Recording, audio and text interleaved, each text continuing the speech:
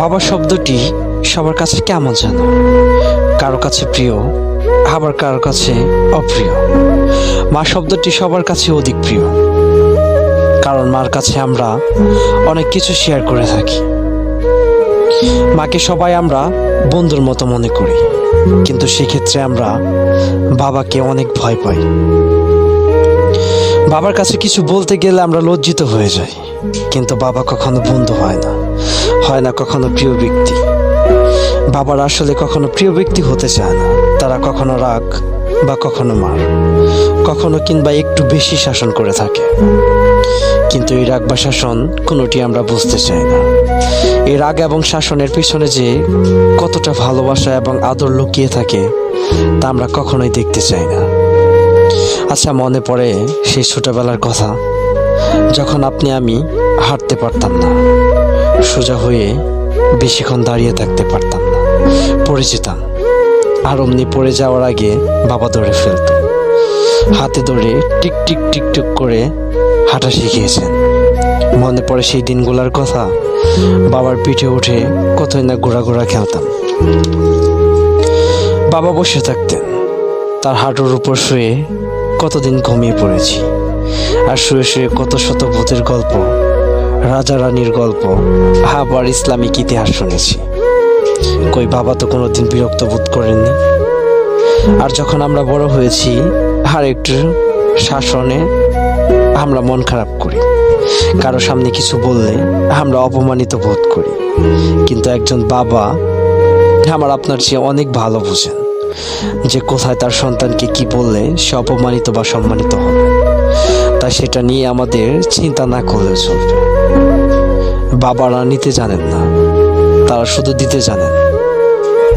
একটা বাবার কতটা স্যাক্রিফাইসের পর আমরা আজ এতটা দূর এসেছি, তা কখনো ভেবে দেখেছেন? আপনার আমার যেমন নতুন পোশাক, নতুন জুতা ইত্যাদি ব্যবহার করতে ইচ্ছে হয়, তেমনি একটি বাবারও ইচ্ছে হয়।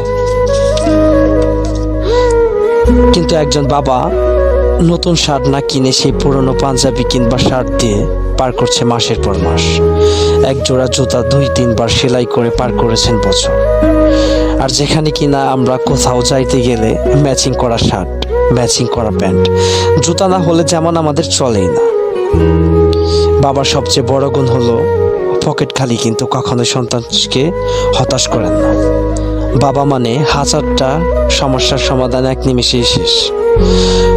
আমরা মাকে মাঝে মধ্যে জড়িয়ে বা এমনি বলে থাকি, মা আই লাভ ইউ, মা আমি তোমাকে অনেক ভালোবাসি। কিন্তু হতভাগা বাবাকে আমরা কখনো বলি না, বাবা আমি তোমাকে ভালোবাসি, বাবা আই লাভ ইউ, বাবা আজ তোমার থেকে অনেকটা দূরে আছি, ভীষণ শূন্যতা অনুভব করতেছি তোমায় ছাড়া, সত্যি তোমায় ভীষণ মিস করতেছি, অনেক ভালোবাসি বাবা, আই লাভ ইউ বাবা, আই মিস ইউ। আমাদের সব সময় আবদার থাকে, বাবা কেন আমাদের সব ইচ্ছে পূরণ করলো না। স্কুল কলেজে যাইতে গেলে আমরা বলি যে 50 কিংবা 100 টাকা দিল কেন, আরো বেশি দিল না কেন। অমুক বন্ধুর বাবা তো ওকে স্কুলে যাইতে গেলে 500 টাকা দেয় কিংবা 400 টাকা দেয়, আমাকে দিল না কেন। আমরা সব সময় কেন যেন সব মানুষের সাথে সবাইকে কম্পেয়ার করতে শুরু করেছি বা কম্পেয়ার করতে পছন্দ করি। এত কম্পেয়ার না করে চলুন না বাবাকে একটু ভালোবেসে দেখি। বাবা হচ্ছেন বটগাছের মতন। যেদিন বটগাছটি থাকবে না সেদিন বুঝবেন রোদ কতটা প্রখর। তাই সময় থাকতে বাবার কদর করতে শিখুন। একবার হারালে আর কোথাও খুঁজে পাবেন না। বাবা হচ্ছে প্রত্যেকটা সন্তানের জন্য একটা রিয়েল হিরো। তাই আশা করি পৃথিবীর প্রত্যেকটা বাবা ভালো থাকুক, তার সাথে যেন আমার বাবাটাও। আমার এই কয়েক মিনিটের স্ট্যাটাসে কখনোই একজন বাবার বা রিয়েল হিরোর কৃতিত্ব বলে শেষ করা যাবে না। অবশেষে বলবো, ভালো থাকবেন আর ভালো রাখতে শিখবেন পরিবারের সবাইকে। ধন্যবাদ। আর একটা কথা, স্ট্যাটাসটি যদি ভালো লাগে তাহলে লাইক, কমেন্ট এবং শেয়ার করবেন।